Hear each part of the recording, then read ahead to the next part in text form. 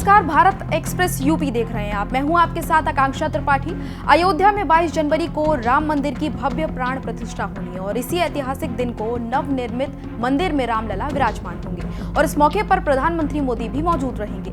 इसके अलावा सियासत से लेकर खेल और अध्यात्म से जुड़ी तमाम हस्तियों को भी कार्यक्रम में आने का न्योता दिया गया है। हालांकि देश की सबसे बड़ी विपक्षी पार्टी कांग्रेस ने इस न्योते को अस्वीकार कर दिया है और इसी बीच सपा अध्यक्ष अखिलेश यादव ने कहा है कि भगवान श्री राम के नाम पर हमें अपमानित ना किया जाए। मुझे कोई निमंत्रण नहीं मिला है, कोई कोरियर भी उनके घर पर नहीं आया है, ये बात उन्होंने कही और ना ही उनके घर ना ही उनके ऑफिस में उनको निमंत्रण दिया गया है।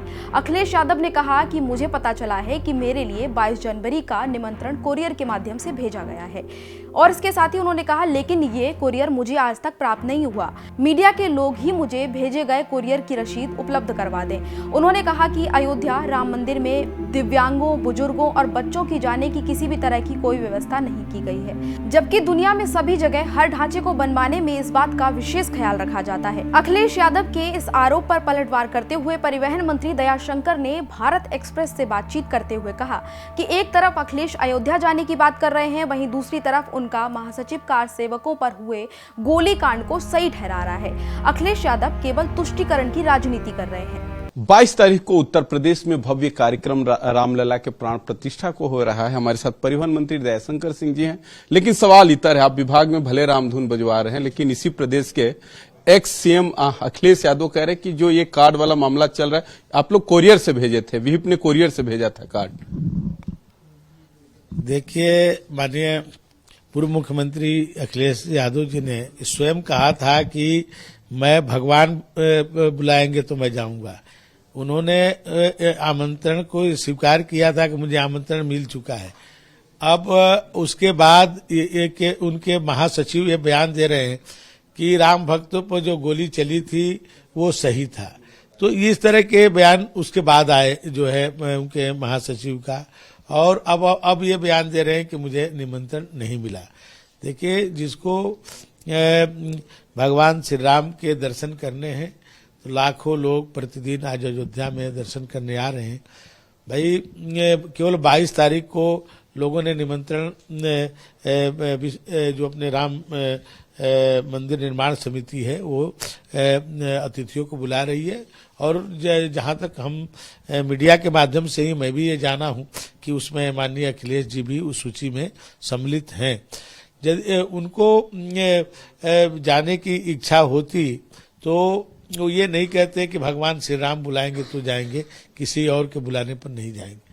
तो उसके बाद उनके महासचिव ने बयान दिया, आज हम लोगों को जीवन धन्य है कि हम लोग ऐसे समय में पैदा हुए हैं कि हम लोग मंदिर निर्माण होते हुए देख रहे हैं और उसका प्राण प्रतिष्ठा भी हम लोग के सामने होगा और हम लोग को दर्शन का अवसर भी प्राप्त होगा, जिसके लिए हमारी कई पीढ़ियां ये संघर्ष करते करते बलिदान हो गई। उसके जीवन में ये अवसर देखने को नहीं मिला। पिछले 500 वर्षों से संघर्ष चल रहा था। तो इसलिए हम सब सौभाग्यशाली हैं। सभी लोगों को अयोध्या में जाकर के भगवान श्री राम के दर्शन करके अपने जन्म और जीवन दोनों को हम लोग सार्थक बना सकते हैं। ये इसलिए सभी को अयोध्या आना चाहिए। अखिलेश जी को लगता होगा कि मेरे वोट बैंक खसक जाएगा, इसलिए ये उस घटना को याद दिला रहे हैं अपने महासचिव के माध्यम से कि अयोध्या के राम भक्तों पर गोली चलाना सही कदम था। तो ये तुष्टीकरण की राजनीति है।